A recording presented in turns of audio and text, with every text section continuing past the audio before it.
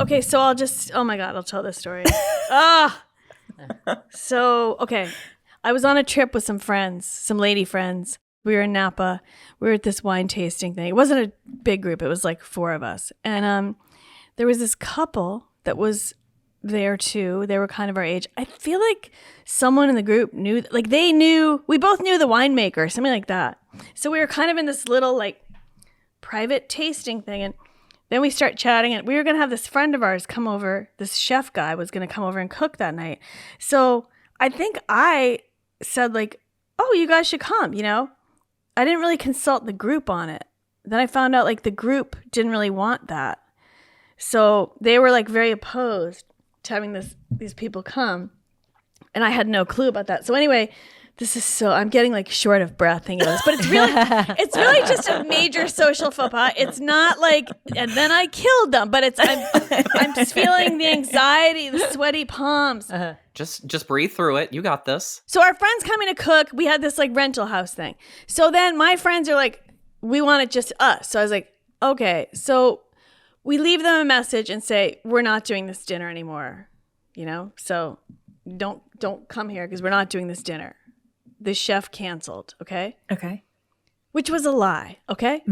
So then, whatever, I forget when he was coming. The chef's notoriously late, by the way, but he's a friend of ours. Okay. So I don't mean like our chef is notorious. No, this guy's a friend of ours. He's a friend of ours. Okay. Okay. So anyway, it's like 6 o'clock or something. Ding dong at the house door. Unfortunately, I was the person that answered the door. There's this couple, and I'm like panic mode because I'm really bad in like this. Even though I'm an improviser, I'm not an improviser at life. So I had no quick thinking, and in my mind, I'm like, wait, they're here. We left a message saying this isn't happening. What's happening when the chef shows up? And there's a message that this isn't like. I was just like, me. So I go, oh, hi. Hold on a minute. I mean, this is my memory. I leave them standing on the doorstep. I run up to my friends who are upstairs. What do I do? You know, and then no one is like taking charge. It's on me. So I spend way too much time leaving them. It was so weird. And then you show up, and then you're just left there. I come back down. I think I came back down to like, hold on a sec. You know, something's run back up. Whatever. I come back down again. They're walking down the driveway. They're leaving. Okay. Now, by the way, I'm on SNL by now. I'm like a famous person, whatever. Yeah. I wish that it had been like someone other than me, because then you're just like forgotten, you know? I don't mean you're forgotten if you're not on SNL, but I mean then the person that committed this faux pas wouldn't have been me.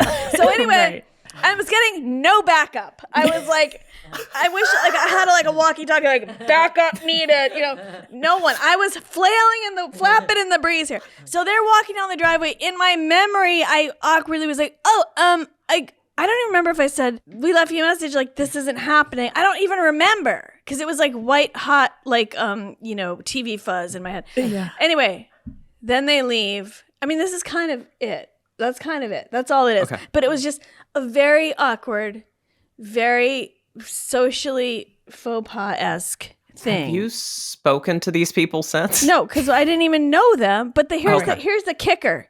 Okay. Chef never showed up. Yeah.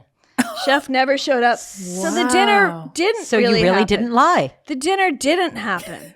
The voicemail was true. At work. Yeah, and that's kind of it. I know I built that up like I did something like really awful, but I still think of that and shudder.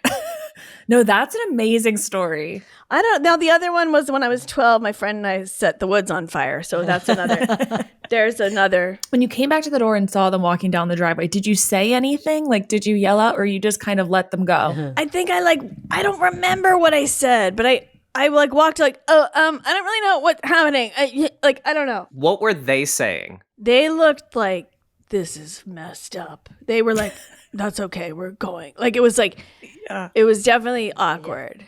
And then, like, you know, if they hear this, guys, the chef never showed up.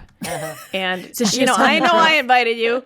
I was overruled. I was loose lips invitation, inviting interlopers. Never. And then I'm the one who took it for the team. Yeah. So it's more of like a social. She's a hero. Let's just call it what it is.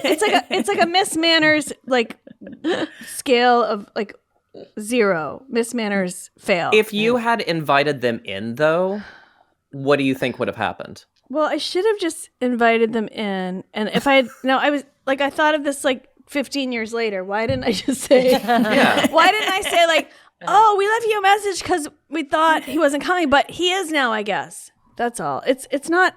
I know in the life scale, it's not like huge, but it sticks with me because it's not how I like to operate.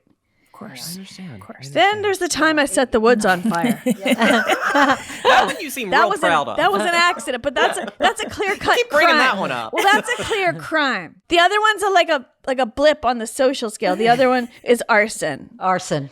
So Legitimate. it was an accidental fire, but my friend Accidental arson, Rachel. my friend and I set the woods on fire by accident, and then we had to go run and call the fire department, and we were never discovered.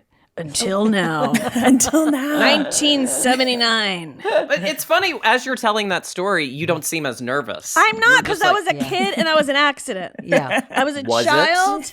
Yes, we were doing this. Well, we were playing with matches. Don't do this, kids. We were playing with matches in the woods, and we would like set these little fires and then stomp them out.